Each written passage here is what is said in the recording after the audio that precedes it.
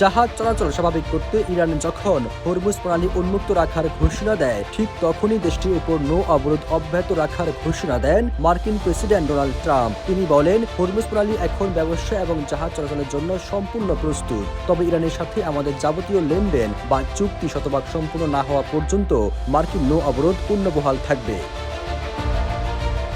মার্কিন প্রেসিডেন্ট শুধু নৌ অবরোধ বহাল রাখার ঘোষণা দিয়ে ক্ষান্ত হননি, বরং তিনি কঠোর হুঁশিয়ারি বার্তা দিয়ে বলেছেন, নির্ধারিত সময়ের মধ্যে যদি ইরানের সঙ্গে দীর্ঘমেয়াদী চুক্তি না হয় তবে যুক্তরাষ্ট্র আবারও বোমা হামলা শুরু করতে পারে। বার্তা সংস্থা রয়টার্সের বরাতে জানা যায়, ইরানের সঙ্গে চলমান 2 সপ্তাহ যুদ্ধবিরতির মেয়াদ 22 এপ্রিল শেষ হচ্ছে। এই সময়ের মধ্যে সমঝোতা না হলে তিনি যুদ্ধবিরতি বাড়ানোর বিষয়ে নিশ্চিত নন। Hire Google TV. Smart living powered by Homey AI. মার্কিন প্রেসিডেন্ট ট্রাম্প বলেন, হয়তো আমি যুদ্ধবিরতি বাড়াবো না, তবে ইরানের বন্দরগুলোতে অবরোধ বহাল থাকবে।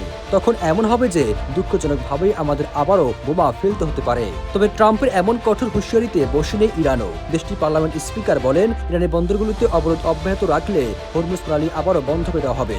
18 এপ্রিল সামাজিক যোগাযোগ মাধ্যম এক্স অ্যাকাউন্টে দেওয়া এক পোস্টে এই হুঁশিয়ারি বার্তা দেন স্পিকার মোহাম্মদ বাঘের গালিবাফ।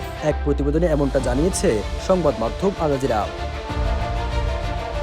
এর আগে ইরানের পররাষ্ট্রমন্ত্রী আব্বাস আরাকচি ঘোষণা করেন, লেবাননে ইসরায়েল ও হিজবুল্লাহর মধ্যে চলমান যুদ্ধবিরতির প্রতি সম্মান জানিয়ে হরমুজ প্রণালী উন্মুক্ত করা হয়েছে। লেবাননের 10 দিনের এই যুদ্ধবিরতি চলাকালীন সময় সব ধরনের বাণিজ্যিক জাহাজ এই পথ দিয়ে নিরাপদে চলাচল করতে পারবে।